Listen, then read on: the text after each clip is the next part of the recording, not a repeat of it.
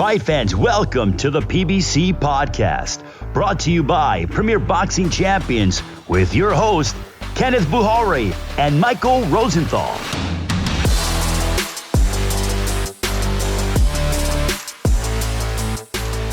Welcome everyone to the PBC podcast. I'm Kenneth Bouhairie. And I'm Michael Rosenthal, editor of USA Today's Boxing Junkie. Thanks as always for joining us. It's a big fight week.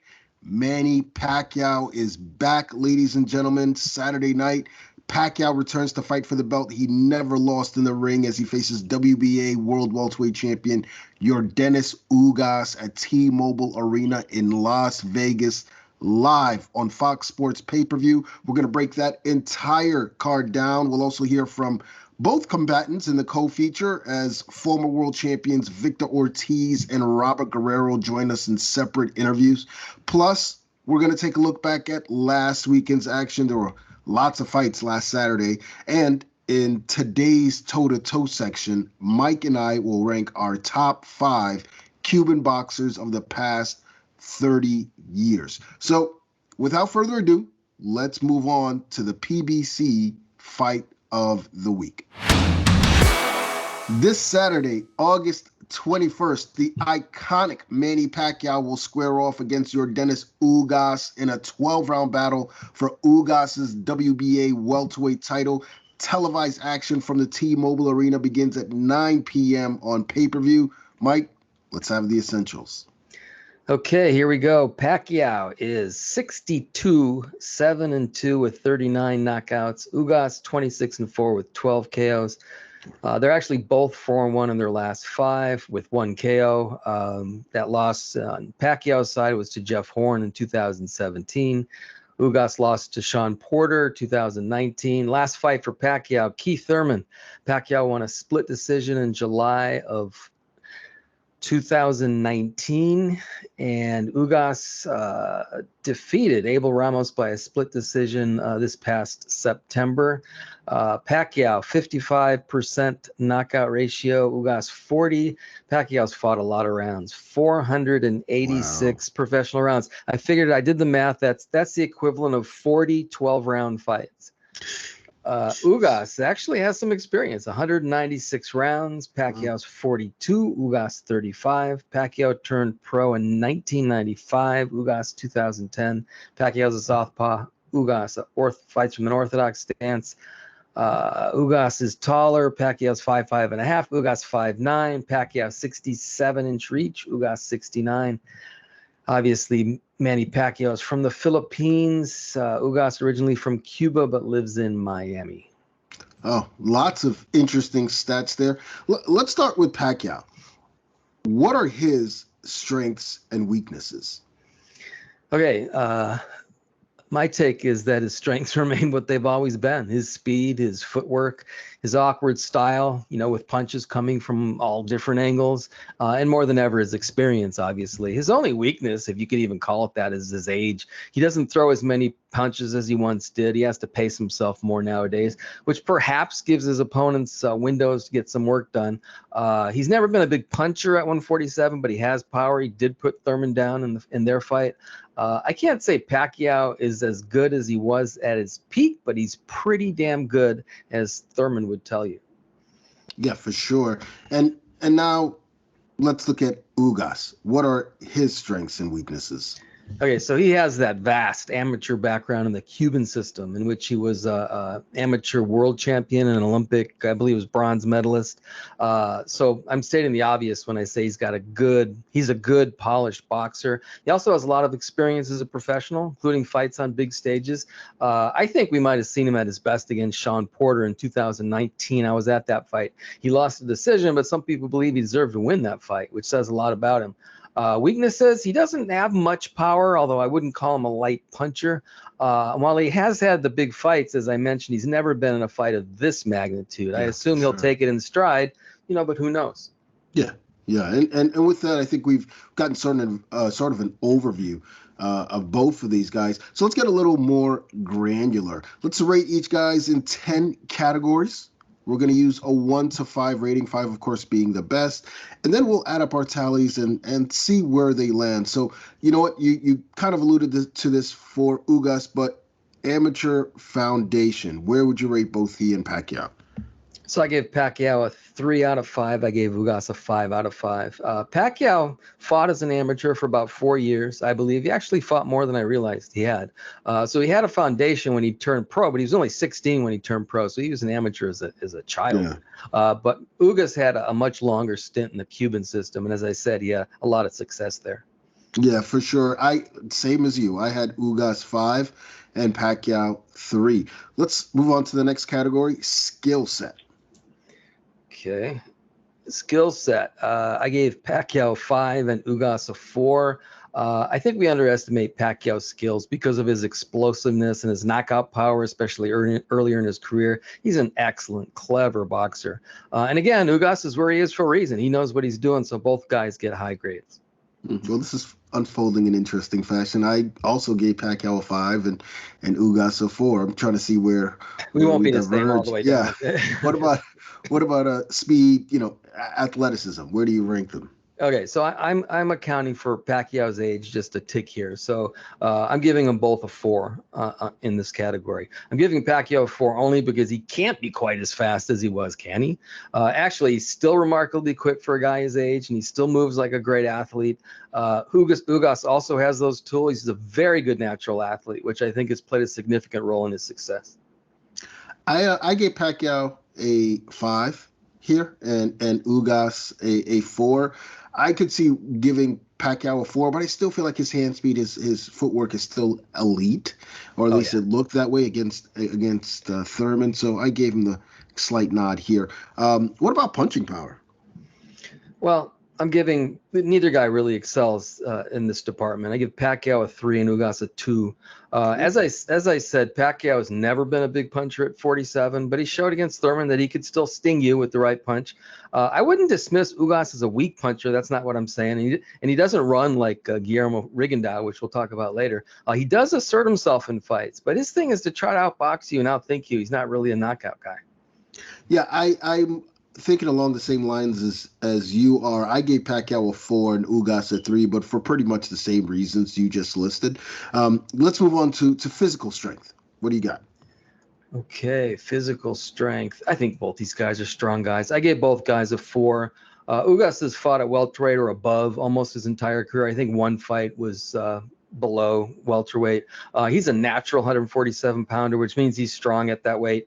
Pacquiao has always been a small welterweight, but I think he's naturally strong. You know what I thought of when I did this category? I thought of his fight against Antonio Margarito. That's a big, powerful man that Pacquiao fought, and he withstood everything that Margarito threw at him. He's a strong guy. I wouldn't say a big, strapping welterweight, but he's a strong man. Yeah, for sure. I gave both of them a 4 in this category. I do think that Ugas can be physically imposing, although he doesn't necessarily apply it all the time. And Pacquiao is a lot stronger than many people believe. What about versatility? Okay, so I gave Pacquiao a 5 and Ugas a 3. Pacquiao has his distinct in and out style, but he can come at you in so many ways and from so many different directions. I think that's a big part of his success. He's just so unpredictable and so fast. And yes, he can still hurt an opponent on top of everything else. Ugas is a boxer first who can adjust to opponents and can sit down on his punches when he wants to, but he's not as versatile as Pacquiao is. Yeah, I agree with you. I had Pacquiao at 4. Ugas at number 3. I wouldn't say Pacquiao is the most versatile, but certainly the things he does, his attack is certainly varied, and he's shown that over the years. What about durability? Okay, both guys I think are very durable. I gave both guys a 5. The fact Pacquiao has been able to fight at 47 for more than a decade, even though he's probably a natural 140-pounder, tells you about his durability. He was stopped by the perfect punch from Marquez, but otherwise has never really been hurt that I could remember. And Ugas has never been stopped. And he was just as tough as Sean Porter when they fought, which is saying something. So 2 tough guys. Yeah, I thought Pacquiao might have been hurt by Thurman late, or I think a right hand in the 11th round or so. And Ugas has obviously, touched the canvas before. So I gave both guys a 4 in that category. Now, I have a feeling how this one's going to go. What about experience? Well, I guess it kind of depends on how you look at it, but I'm more interested in professional experience than amateur experience. So I gave Manny a 5 and Ugas a 4. So both guys are well versed. Pacquiao has had 71 pro fights, many on the highest level, over a quarter of a century. So enough said on that. Ugas has that amateur background and several important fights as a pro, and he's had 30 pro fights, which is getting up there. So both guys know what they're doing. Oh, yeah, for sure. Now, if I could give Pacquiao a 6 here, I would, but unfortunately I can't. But I went ahead and gave him a 5 and Ugas is 4. Just like you, Ugas definitely, he's been in there with some good names, some top names, guys like Sean Porter.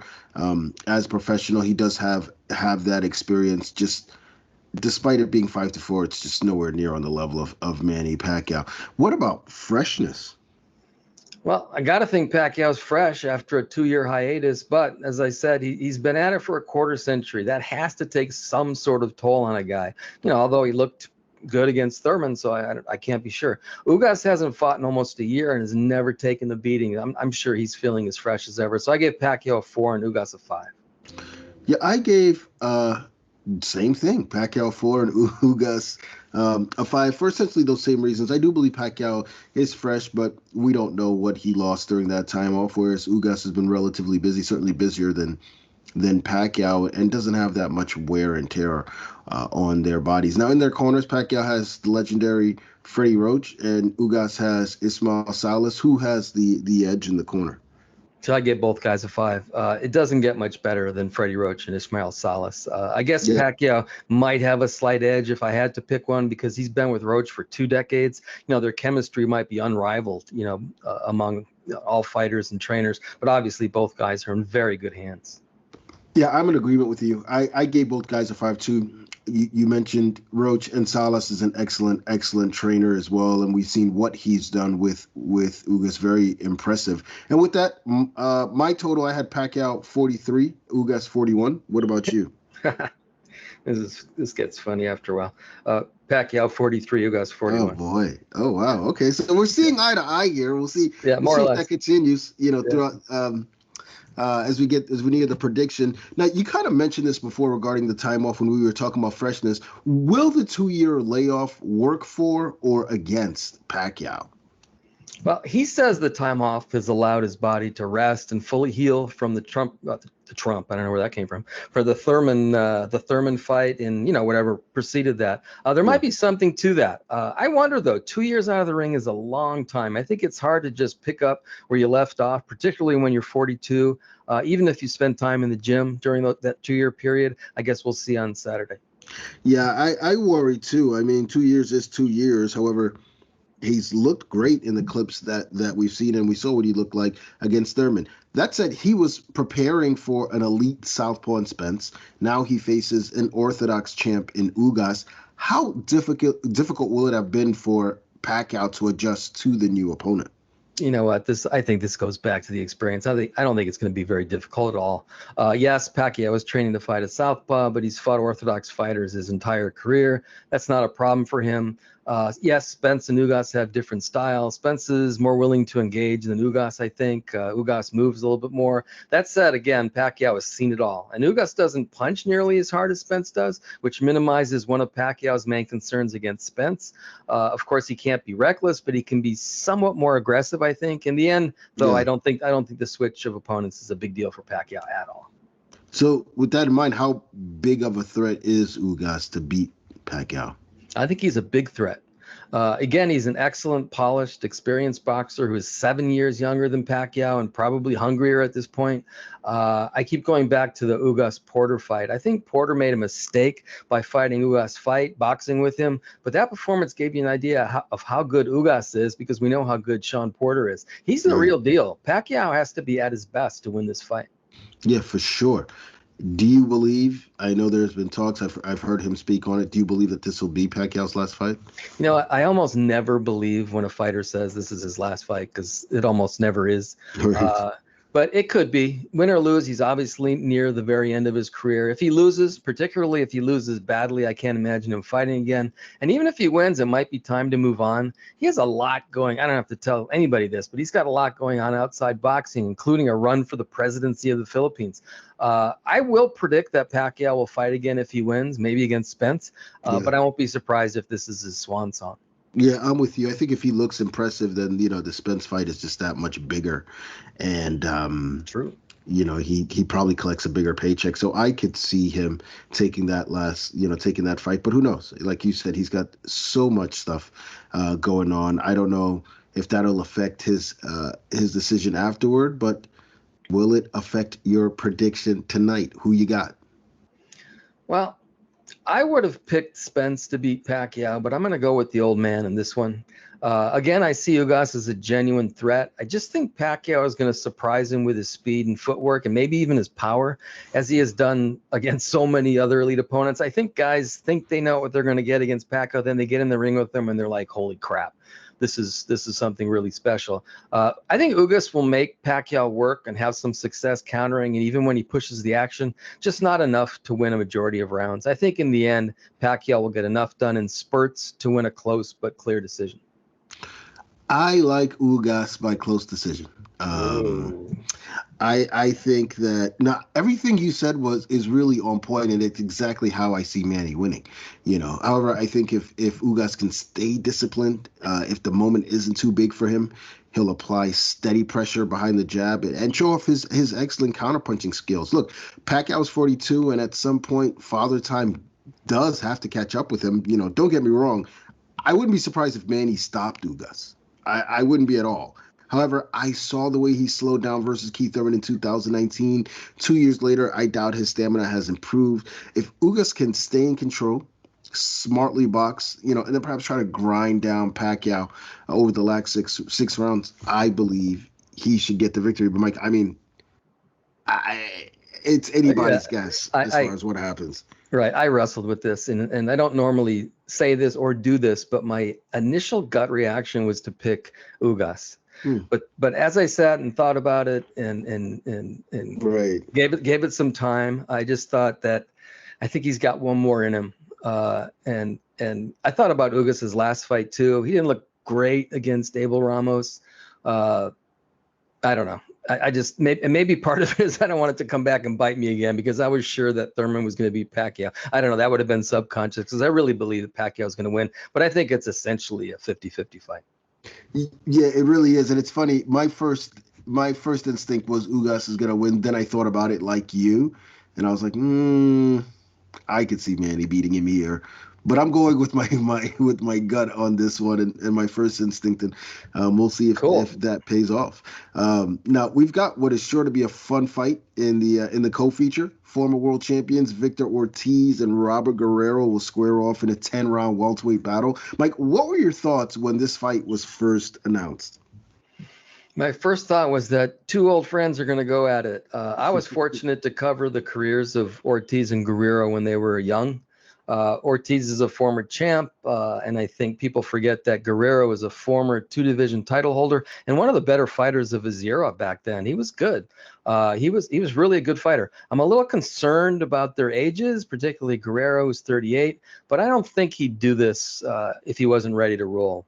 And hey, he's 4 years younger than Pacquiao, so in a way, he's still a kid. I really like both these guys as people. I wish, no matter what happens, I wish both of them the best.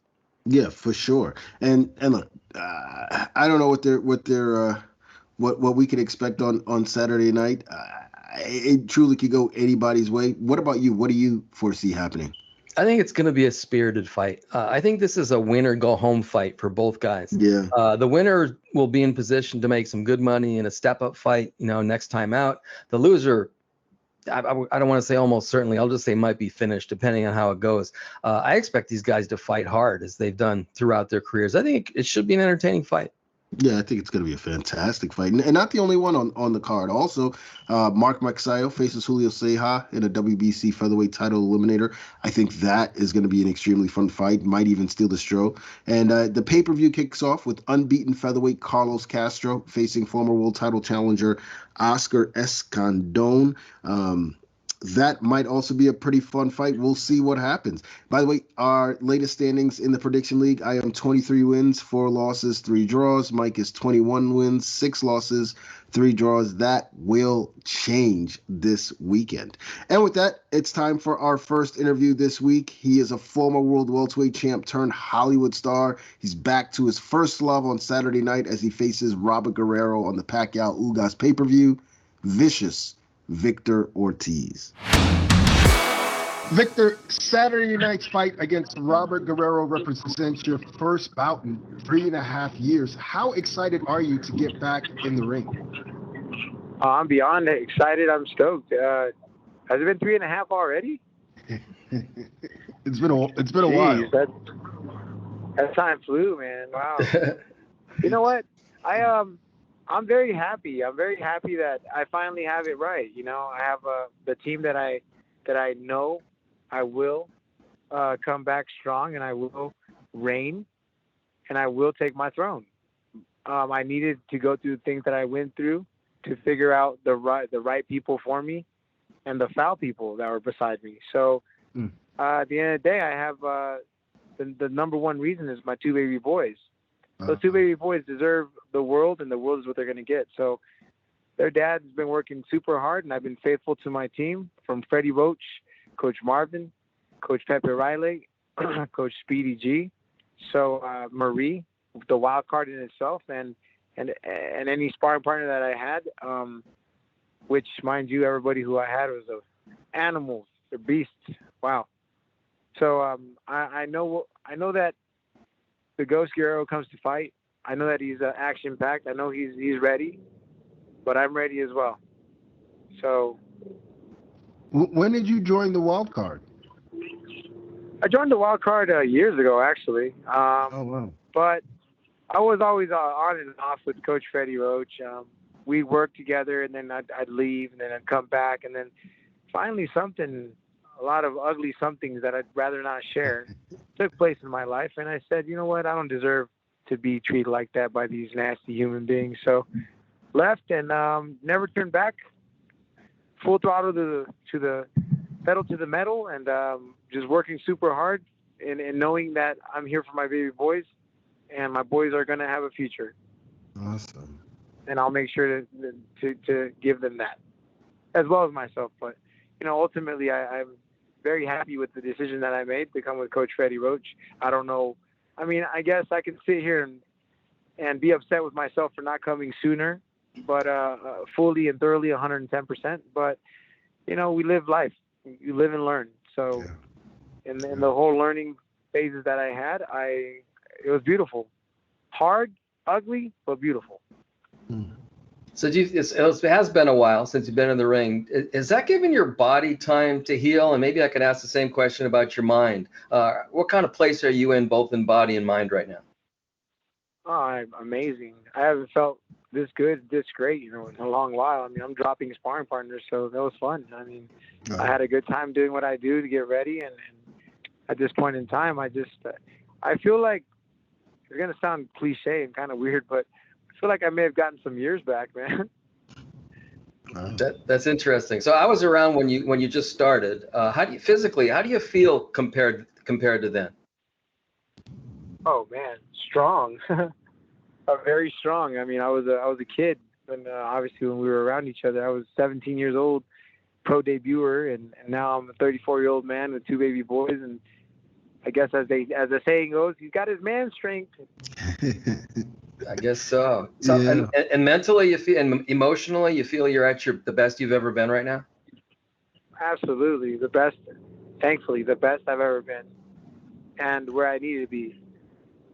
So, you know, Victor, we see a lot of fighters coming back to the sport recently. And so, of course, folks want to know, is Victor Ortiz doing this just for the money, or is he planning one more run at a world title? Oh, I have a decade left in me. The monies is being made by my fellow teammate, Manny Pacquiao.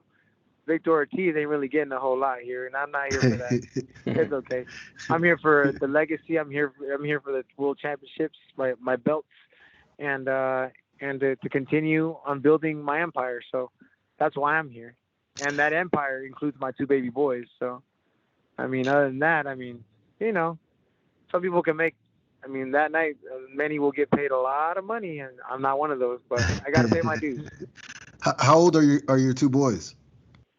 My boy, firstborn Victor Royal Ortiz, named after the Kansas City Royals. Victor Royal is 4 years and 7 months. Wow. And Malachi, which is Thomas Malachi, is just turned 2 years old on me, the 13th of August. Wow, that is awesome. That is, I'm sure it's a joy watching these boys grow. Yeah, that's just appreciate awesome. That. Yeah, for sure, man. Getting back to your, I know, I'm giving you a totally different perspective, and just seeing something that comes from you, and the unconditional love that they have for you is just amazing. Yeah, thank you, brother. Appreciate that. So, Victor, a lot has happened with you during your time away. You mentioned some bad things. Last year, you lost one of your closest friends who committed suicide at 27 years old. How did you cope with that tragedy? How did that affect you? You know, that really affected me for a while there, because I've had so many snakes in and out of my life, you know, and that was not one of them. That guy was far from a snake. That guy was he was a ride or die friend, man. That guy, he didn't know how to fight too well, but he would try. But man, he was the one of the best human beings I had the privilege to spend time with and get to really be part of his life and him part of mine. And it really allowed me to appreciate what I have in my life. And that being said, my 2 baby boys, you know. So I don't know, it was really tough, really hard, because some people can say, oh yeah, man, I love you, bro. You're my friend, man. Oh, dude, you're so cool. And then this guy wouldn't say any of that, but he always, you know, he made sure to definitely let it be known by his actions. And he was a beautiful individual, you know. As a matter of fact, for the fight night, I have a nice surprise. It's a tribute to him. Oh. Mr. Benjamin Storm Steele. Very nice. Very, very nice. You mentioned some other rough things that you had to deal with. What's helped you overcome everything? You mentioned your boys a lot. Is that like the key to your motivation to getting past all this stuff? Oh, that's one of my motivations. But the reality of it all is, hey, all praises to God, man. I wouldn't have got through any of that if it weren't for God allowing me to see things for what they are, allowing me to live life and really take it on, you know. I never in a million years could have seen I don't know. I'm very appreciative and I'm very happy with what God has shown me and the direction and situation He's taken me. So I don't know. Very good. Victor, your name still resonates among boxing fans. You were once at the top of the sport. What did you learn during that time about the sport? I learned everything possible around that time that needed to be learned as a youngster, you know. To be a 34-year-old veteran of the sport and very dangerous still. But the most beautiful thing about it is counted out by the world, which is funny to me because if people got it twisted. There's been people that have asked me, how old are you now, 46, 47? I'm like, dude, I'm 34 years old. I'm the world champion again, homie. But they're like, wait a minute. You're not even in your 40s? I'm like, no. They're like, you've been fighting on TV since you were... I was like 17 years old. I was a kid. And I was beating up on old men. So, at this point in time, I'm a man. I'm a dad now. So, we're going to make sure and see to it that we get to where we need to be. And, again, all glory goes to my Father God. And I'm doing it all for my babies. I'm going all in. Nice. And I have a decade to do that. And in that decade, I will reign in the division. I will be the undisputed champion of the world. Nice. Do you have any regrets when you look back at your boxing career? I don't have regrets. I don't have regrets at all. I went through so many wars. I took fights that I shouldn't have took. I took fights that I probably should have took. I had my off nights. I had my good nights. I learned a lot, you know. I could sit here and make excuses and say this and that, make some kind of a something, and I'm not. Hey, I accept it for what it is.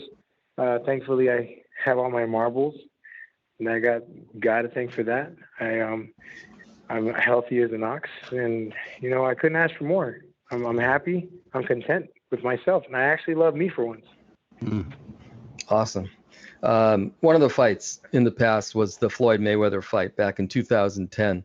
Obviously, huge fight for you, huge fight, period. What are your thoughts on that fight when you look back on it now? I was a kid. You know, I fought the greatest of all time, you know, Floyd Mayweather. I mean, I fought the best pound-for-pound fighter, boxer of all time. Yes, I was reigning, but I was very green. So, you know, I have nothing but the utmost respect for Floyd and TMT and everybody from his end. They're amazing individuals, you know. They obviously they've done things right, and they've stayed on course, stayed on track, and well deserved. So just here for the moment, you know.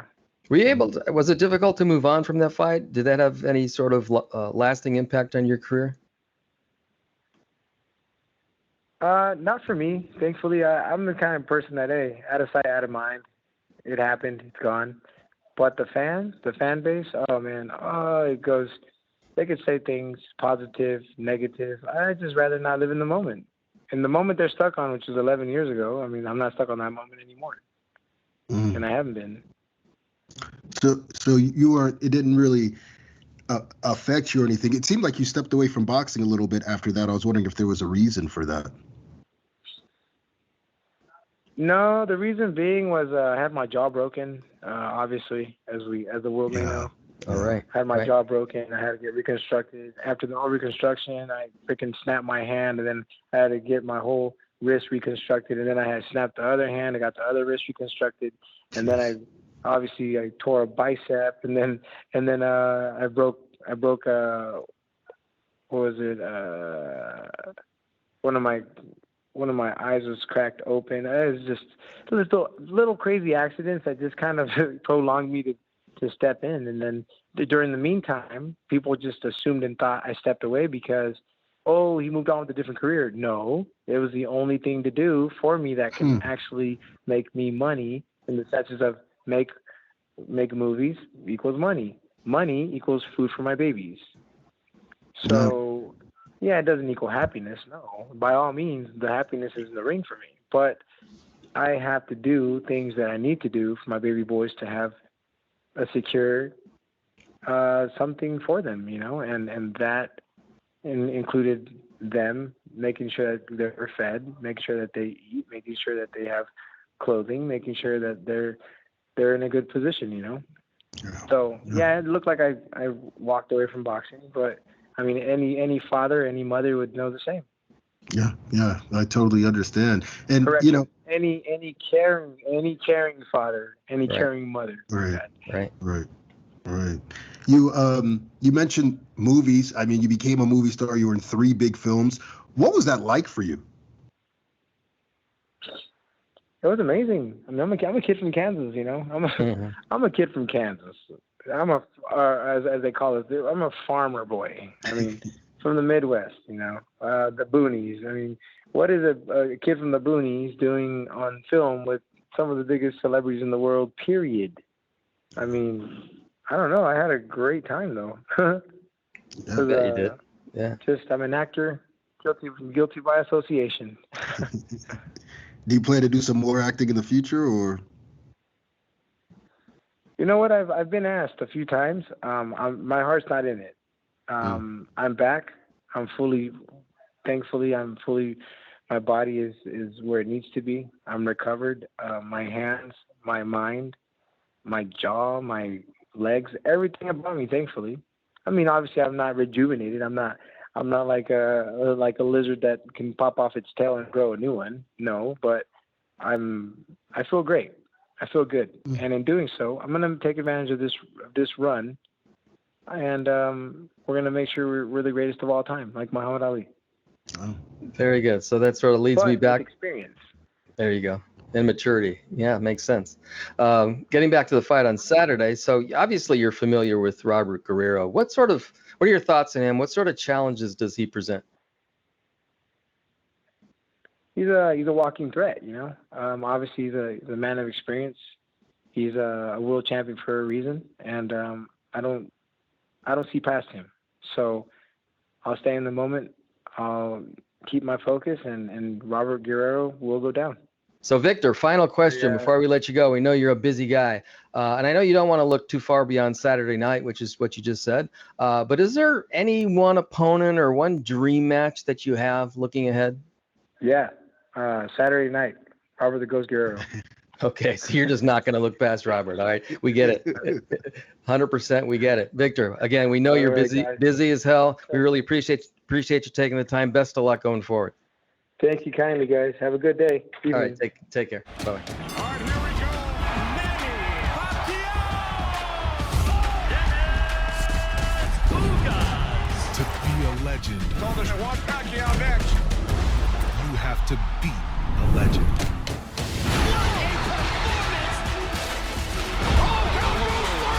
This is the fight we've all been waiting for. Pacquiao, Ugas, Saturday, 9 Eastern, live on pay-per-view. Buy now on the Fox Sports app and watch on any screen you want. All right, it's time for the week in review. Last Saturday, PBC on Showtime returned with an all bantamweight card, and in the main event, John Real Casimiro successfully defended his WBO 118-pound title with a split decision over Guillermo Rigondeaux. Lots of chatter over the decision and the fight itself, but we'll start with the latter. Mike, what were your thoughts on the action?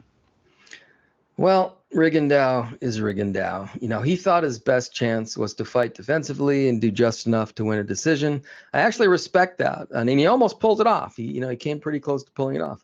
At the same time, I'll be generous and say made for kind of a dull fight. The most basic element of boxing, obviously, is to hit and not be hit. But you have to hit, for crying out loud. And Rigo and Casimiro combined to land less than 100 total punches in 12 rounds. And it wasn't Casimiro's fault. That was more of a dance than a fight. I wasn't shocked because I've seen enough of Rigondeaux, but I was disappointed. I thought it would be a better fight. Yeah, so did I. And look, I've seen Rigondeaux box and move. I've never seen him do what he did. Yeah, that was extreme. On Saturday night. And the fight reminded me of an old saying. One guy was scared to death and the other guy was glad for it. That's sort of what it seemed like to me. I mean, I think Rigondeaux felt Casimiro's power early and sort of got on his bike. But I also think Casimiro tasted a couple of counter lefts and wasn't too eager to rush in. There were times where Rigo would stand still for seconds and Casimiro didn't jump in or try to throw a shot. He just stood there. So, I think both of them deserved blame for the lack of action. However, Casimiro was the aggressor, and that's what the judges rewarded. Speaking of which, what did you think of the decision? I had it 114, so I would have been okay with a draw or a close decision either way. I think the one judge that gave it to Rigondeaux simply, thought he landed a few more shots than Casimiro did, while the other two evidently rewarded Casimiro for his aggression, combined with the fact that he landed a similar number of punches, which is basically what you just said. After all, Casimiro did try to push the action pretty much the entire fight. He trained for a fight though, not a track meet. Most of the time he chased Rigondeaux around the ring, and just neither guy did anything. Yeah, I mean, I think ultimately the judges preferred aggression, and I understand why. Especially when you look at a fight like that, I think it was a close fight. I thought that Rigo did some things in there, some good things in there, but it seemed to me like he could have done so much more. However, I understand maybe why he didn't. It's because maybe Casimiro wouldn't have given him a chance to. As I said, he felt that power early, so I had no qualms with the decision at all. What's next for Rigondeaux? Well, as he said, he more or less proved he can still compete against an elite opponent. That means he'll continue to fight. The question I have is who's going to want to watch him after Saturday night. I respect the hell out of his skill, but you got to give fans, more than that, than he gave on Saturday to be an attraction. I actually feel bad for him. Okay. So he gave fans some toe-to-toe action in previous fights, but that really wasn't who he is. And I don't think he was ever comfortable doing that. The real Rigo just isn't that much fun to watch. Yeah, I mean, I as I said, I've never seen him that negative before. I agree. And You're right, and that was a bit disturbing. And I can't imagine that he would fight any differently against guys who, other heavy hitters like Nonito Donaire or Naoya Inoue. Who knows though? I know a lot of people would like to see it. But let's move on. Let's talk about Casimero. Where does he go from here? Well, he made it kind of clear he wants to unify the 118-pound titles. He got past the nightmare that was Rigondeaux. Next he wants Nonito Donaire and then Inoue. I like Casimero Donaire, and I think Inoue would like to fight the winner of that fight to become the undisputed 118-pound champion. I think it can get a lot more fun going forward. Yeah, for sure. You mentioned Donaire. I also liked Casimero versus Rau'shee Warren, who looked pretty good in the televised opener. We'll discuss that in a second. But I understand. Look, he wants, as you said, he wants to unify the division. Donaire has a title, Inoue has a title, and I'd love any of those matchups. Now, in the co-feature, Gary Antonio Russell and Emmanuel Rodriguez were literally 10 seconds into their fight when their heads slammed into one another. Rodriguez immediately fell while Russell walked back to his corner, and that was basically that. Referee Sharon Sands waved it over in the first and ruled it a no decision. Now, although there wasn't much to discuss there, that was not the case in the TV opener. I just mentioned Rau'shee Warren, and he delivered. The former champ obliterated Damian Vasquez, stopping him in the second round. Mike, what did you think of Warren's power punching display? I thought he was terrific. I was watching that fight going, holy cow, who is this guy? Yeah. I think he wanted to tell those watching, hey, I'm still here, and then demonstrated that he is. Warren obviously isn't known for his power. He hadn't stopped anyone, I think, since 2015. But he came out like a mini Mike Tyson and just overwhelmed Vasquez, putting him down twice in the first round and then finishing him off in the second. And remember, Vasquez was no pushover. He went 9+ rounds with Brandon Figueroa last September. He's a tough guy. Maybe going back down to 118 wasn't a good idea for him. But anyway, Warren just had a big night. Yeah, he did. That was very, very impressive. I mean, one of the better performances that I've seen from him in a long time. Who would you like to see him face next? Warren is ranked by all 4 sanctioning bodies, but number 1 by the WBA, whose champion is Naoya Inoue. I suppose that's a possibility for that reason. He actually mentioned Casimero, as you just did, after his victory, because he wants to fight because Warren wants to fight for a title. So yeah, maybe that's a possibility. Otherwise, I like him against any top 5 guy. Maybe he can fight Gary Antonio Russell or Emmanuel Rodriguez if they don't have a rematch. Yeah, those are all great options. Now, also last weekend, rising undefeated welterweight Virgil Ortiz Jr. delivered in what was expected to be his toughest fight against the Mean Machine. I wouldn't even dare try to pronounce his actual name. Ortiz survived an early scare to stop Mean Machine in the 8th round. Mike, what did you think of the fight? It was a good competitive fight that became less and less competitive as it went on. I think Ortiz gained a lot of valuable experience in that fight, and obviously the result was very good for him. Yeah, I thought it was very, very impressive. And he just, I as young as he is, he's showing a lot of things in there that makes me feel like he could be a world champion sooner than a lot of people think. Now, with that said, is he ready for Terrence Crawford? Well, it depends on what you mean by ready. I really like him as a fighter, but I doubt he's dynamic enough, quick enough, athletic enough to beat Crawford, who's one of the best handful of fighters in the world. But I think he's ready to give it a shot. Let's put it that way. I think he's earned the right to give it a shot. And he did look really, really good in this fight. He looked like a mature guy who's ready for a championship fight. I mean, 18 fights, 18 knockouts, victories over guys like Maurice Hooker and Kavaliauskas. I think it's time for him to fight for a title regardless of what might happen. Let's give the guy a shot. Yeah, I like that. Let's see it happen. I mean, obviously, my preference would be for Crawford to fight for Ortiz to fight Terrence Crawford. I'm sorry, for Crawford to fight Sean Porter. I think that's a great fight, but Ortiz isn't a bad consolation prize. It is time to bring in our next guest. He is a 2-division champ who held interim straps in 2 other divisions. In short, a 4-division champ. Robert the Ghost Guerrero.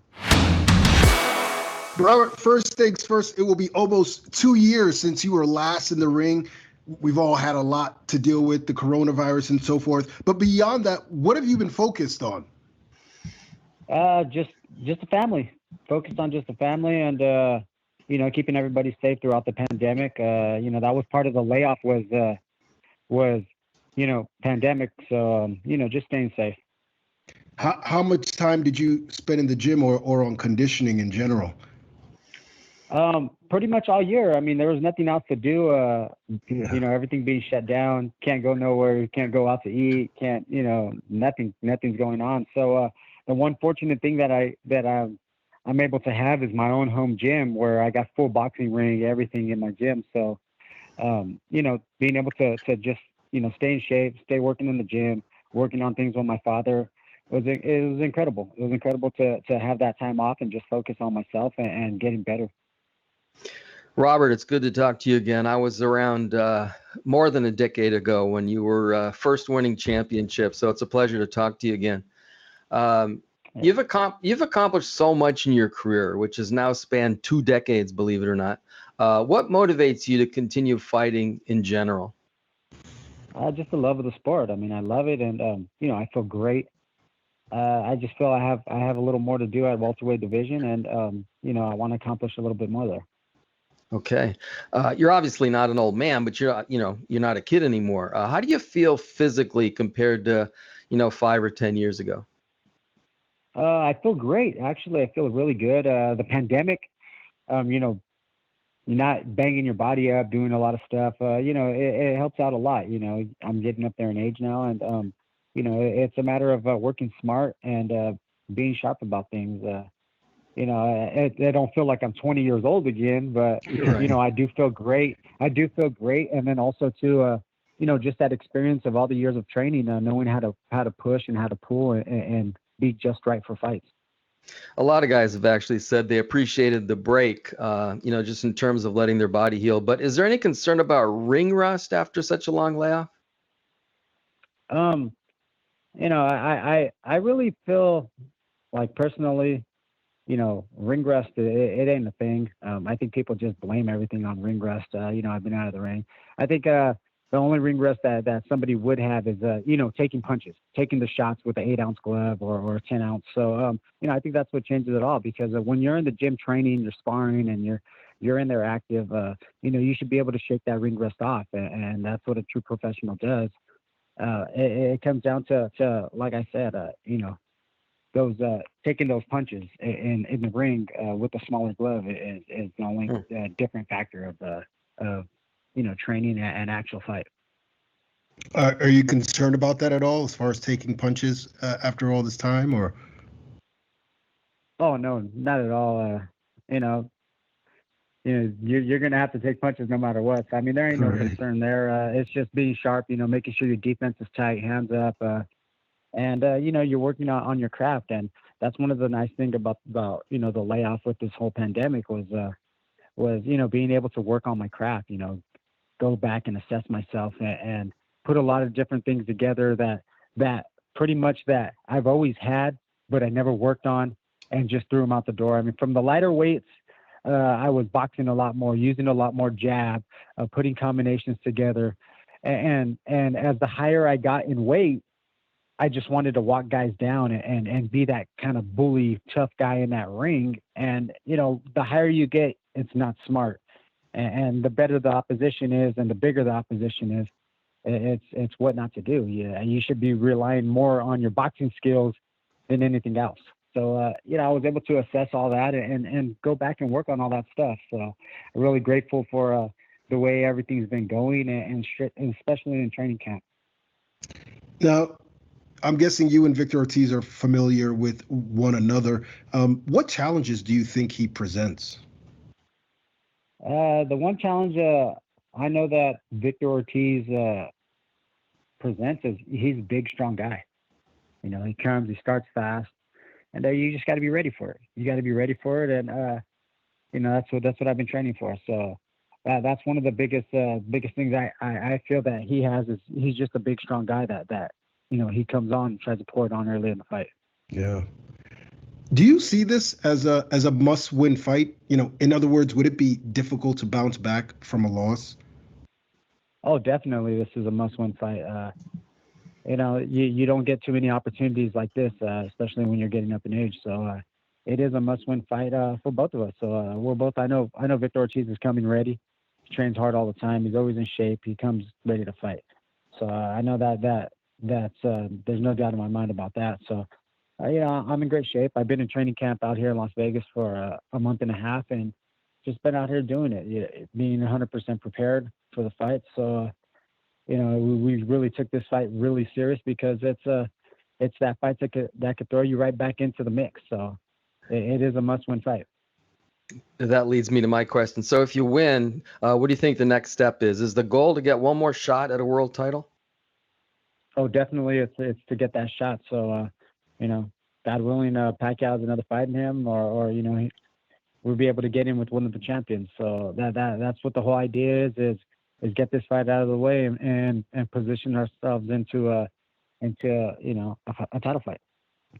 So speaking of titles, so you were a 2-division champion between 2006 and 2010, and you beat a string of elite opponents. Do you think people forget how successful you were back then? Yeah, all the time. And it's actually, I'm a 3-division world champion. So, a lot of people do forget. And, well, I forgot, I guess.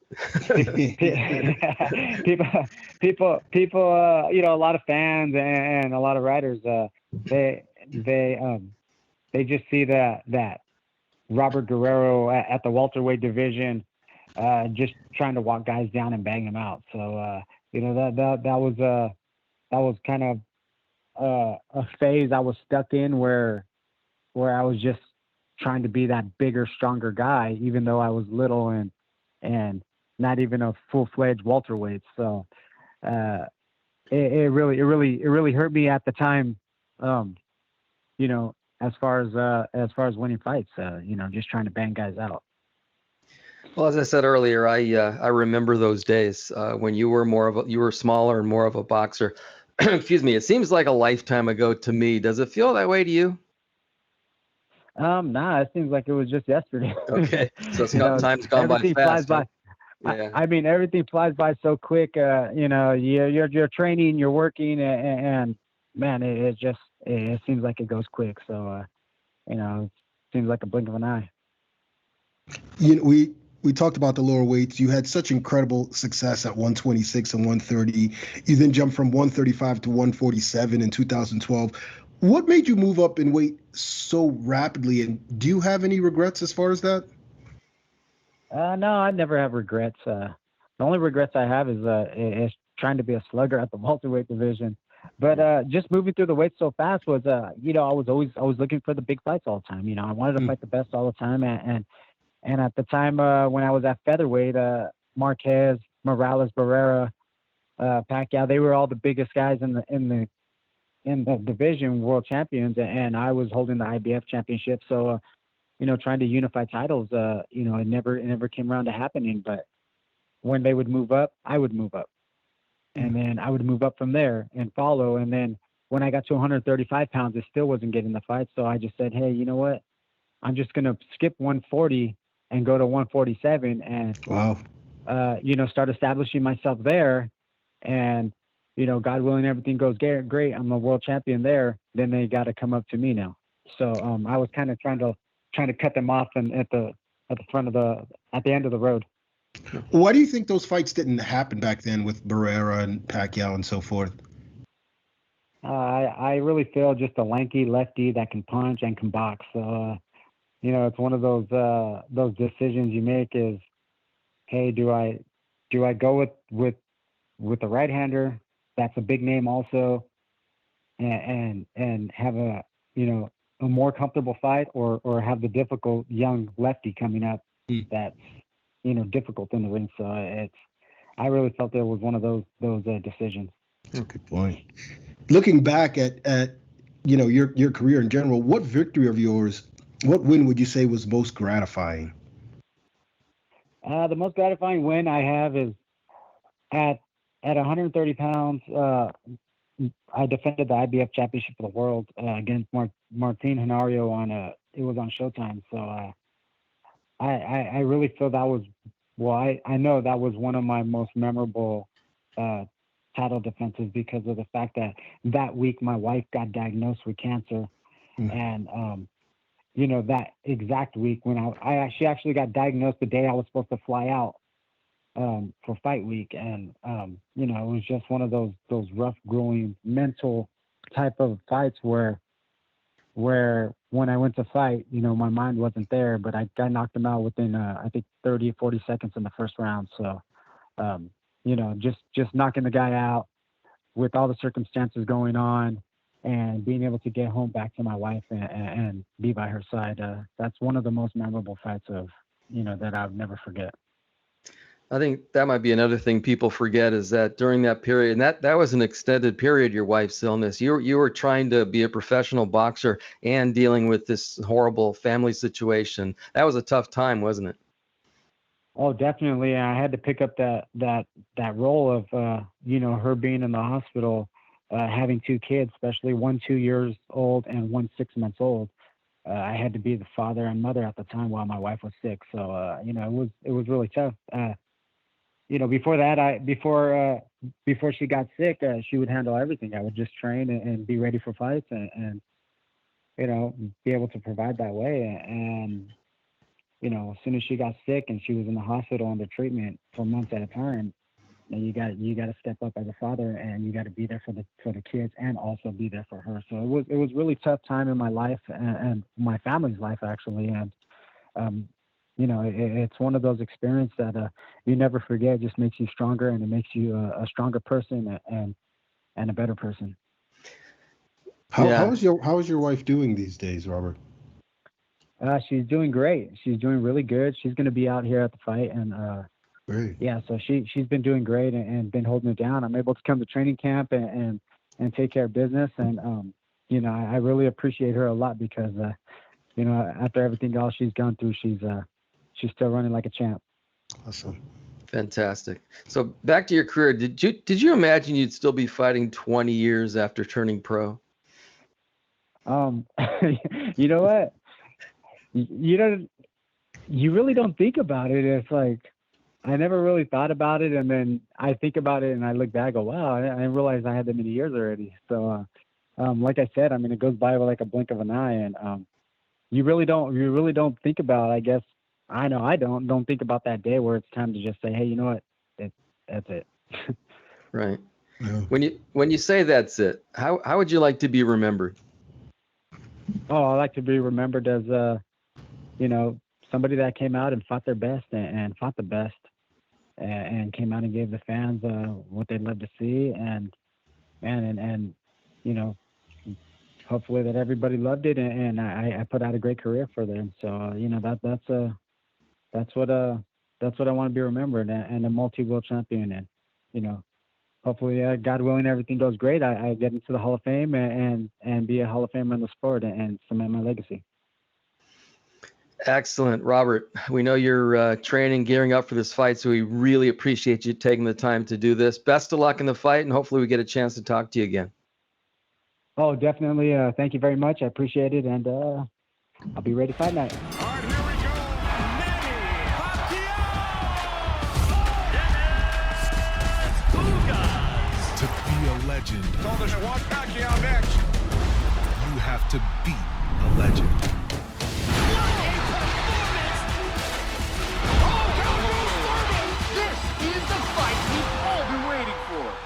Pacquiao, Ugas, Saturday, 9 Eastern, live on pay-per-view. Buy now on the Fox Sports app and watch on any screen you want. It's time for Mike and I to go toe-to-toe this week as a tribute to Yordenis Ugas, Cuba's first world welterweight champion. We're going to name our top 5 Cuban fighters of the past 30 years. Of course, we'll go in ascending order. Mike, let's hear your number 5. Now, once again, real quick, I want to preface this by saying picking 5 of anything in boxing is difficult. It's never been easy. A quick shout out to guys like Luis Ortiz and Ugas, who didn't make my top 5, but almost did. So we'll start with my number 5, Yuriorkis Gamboa. Gamboa was atypical, I guess still is, of the Cubans, in that he was an aggressive, explosive fighter who liked to entertain the fans, which paid off because he's still getting big fights late in his career. And people might forget how good he was as a smaller fighter. For example, he beat in succession Jonathan Victor Barros, Orlando Salido, Jorge Solis, and Daniel Ponce de Leon early last decade. Those are 4 really good fighters. He was stopped by Terrence Crawford after moving up to 135, which probably wasn't his natural weight. After that, he had his ups and downs and became sort of an opponent, if you will, but he was really good when he was at his best. Yeah, I like that pick. I won't touch on it too much. My number 5 was Yordenis Ugas, the current WBA World Welterweight Champion. You can make a case that he beat Sean Porter, obviously, and a string of good wins at welterweight. Otherwise, Ray Robinson, Brian Perella, Jamal James, Abel Ramos, and we'll see. He'll definitely jump up significantly higher on this list if he's able to beat Manny Pacquiao on Saturday night. Who you got for number 4? Real quick on Ugas, in my head, I sort of decided that his fate was in his hands. If he beats Pacquiao, then obviously he's on this list because that's a bigger win than any of these guys will have had. Right. All right. So number 4 for me is Juan Carlos Gomez. The former cruiserweight champ and heavyweight contender isn't the first Cuban fighter you think of, but he had world-class ability and was a dominating 190-pounder. He had 9 successful defenses of the title he won by outpointing Marcelo Dominguez in 1998. Among those he beat during that run was former cruiserweight champ Imamu Mayfield. Gomez moved up to heavyweight after his last defense and had a decent career at that weight, the highlight being a shot at champion Vitaly Klitschko. The fight didn't go very well, but Gomez gave him some resistance, but he ended up getting stopped in the 9th round. Anyway, just a really consistent, good fighter for quite a long time. Yeah, and great skills, great technical skills, and part of the reason why folks were, used to say that, the Cuban school of boxing, or I would say not used to say, but he's part of the reason why folks started saying that. I like that as a number 4 pick very much. My number 4 is Yuri Ortiz Gamboa, who I have slightly above Yordenis Ugas. The wins over Orlando Salido, Jorge Solis, you mentioned Daniel Ponce de Leon. At one point was getting dangerously close to the pound for pound list. And is still going strong today. So, well-schooled fighter, power in both fists. Great athleticism, great hand speed, and one of the great Cuban fighters of this era. One thing you want to add about Gamboa, he actually might have been the most fun to watch of all these guys that we're going to mention, which is, I think that's important. Yeah. My number 3, Guillermo Rigondeaux. Say what you want about the entertainment value of his style. The man dominated his opponents as a result of his unusual ability, and his ability is very unusual. 2-time Olympic champion, crazy skill set. We saw it against Casimiro. His quickness, his ability to move and avoid punches. He was never fun to watch, but he did throw more punches, early in his career and most of his fights, which led him into a 130-pound title and victories over Nonito Donaire, Joseph Agbeko, and other capable guys. His only losses came when he went up in weight to face Lomachenko, and then this past Saturday against Casimiro, when he forgot he needed to hit his opponent. Brilliant boxer. I like that pick for number 3. Very, very interesting. My number 3 is Erislandy Lara, the current WBA regular middleweight champion, but more known for what he did at 154. I know there were those controversial losses to Paul Williams and Canelo Alvarez. You can make a case that he won both of those, and you add to that wins over Alfredo Angulo, Austin Trout, Terrell Gausha, Vanes Martirosyan. He's had an incredible career. I think he has a strong case for number 1, actually. But just on preference alone, he's number 3 on my list. Not just preference. I mean, the 2 guys I have above him, I believe, are standout guys. But I think he's got a strong case for number 2 or number 1. I agree with that last statement, which is why I'll withhold comment for the time being. Okay. What about what's your number 2? My number 2 is, I wrestle with this a little bit because I think he could be number 1, is Yoel Casamayor. The former lightweight champ was a slick southpaw who was hit he was hit and miss in his biggest fights, but he was always competitive until late in his career. He had victories over Daniel Santos, Nate Campbell, Diego Corrales in 2 of their 3 fights. They had 3-fight series. Lamont Peterson, Michael Katsidis. These are some big names. He lost to Acelino Freitas, to Corrales once, Jose Luis Castillo, Juan Manuel Marquez, and a few other big names. Bottom line for me, though, is he was consistently elite for about a decade, which I think made him the best Cuban boxer of the last 30 years until somebody else came along. Interesting. Well, my number 2 is Guillermo Rigondeaux for the reasons that you listed. Obviously, the big win over Nonito Donaire, and then the wins over Joseph Agbeko, Moises Flores, Julio Ceja, and on and on. Excellent technical fighter. Despite what some of you guys saw on Saturday night, there were times, in the past where he would stand and deliver even when he was boxing. So number 2 on my list. Who is your number 1? So my number 1 is Erislandy Lara. Okay. I think Lara has been the best Cuban fighter of the past 3 decades. You mentioned a lot of this already. He's a former 154-pound title holder. But more important to that, at least to me, is he's fought most of the best guys at or near his weight and acquitted himself well every time. Every single one of his 3 losses and 3 draws could have gone the other way, meaning the guy could be undefeated. Yeah. That includes a split decision loss to Canelo Alvarez, and you mentioned the close fight with Paul Williams. It seems as if he's been on the wrong side of way too many questionable decisions. Really a lot of bad luck or something worse than that. I don't know. He also has victories over the guys you mentioned, Angulo, Trout, Ishe Smith, Vanes Tyrell, Gaucher. The list goes on and on. Lara is a superb boxer who was probably underappreciated. Yeah, it's kind of crazy. I mean, if he, got the nod over Canelo Alvarez, he'd probably be number 1 on this list by far, without question. There wouldn't even be a debate. I have no qualms with you putting him at number 1. In fact, the more I think about it, the more I think maybe he should be higher on my list. My number 1 was Joel Casamayor, who was just an enjoyable fighter to watch, could box, could brawl, could take a shot, had deceptive power, hand speed. I mean, you name it. And of course, you listed some of the guys he beat: Roberto Garcia, Diego Corrales, Nate Campbell, Mike Katsidis. Very, very close fight with Jose Luis Castillo that could have gone either way. And same thing with the Acelino Freitas fight. That could have gone the other way as well. It's a shame that we didn't see Casamayor against Floyd Mayweather. In those divisions would have been a great fight at 130 pounds, but he is my guy, number 1 on this list. What's interesting about this exercise is obviously I knew there were some good Cuban fighters, but I didn't realize there were this many really good Cuban fighters. Maybe one day we can go back a little bit in time, because there were some really good Cuban fighters in the past also. But the last 30 years have actually produced a lot of really good Cuban fighters, professional fighters. Yeah. Professional fighters, and even more if you add the amateurs, where they're just phenomenal over there. But as you can see, I mean, they've really been making an impact in the pro ranks, and we'll see what the future holds as far as that.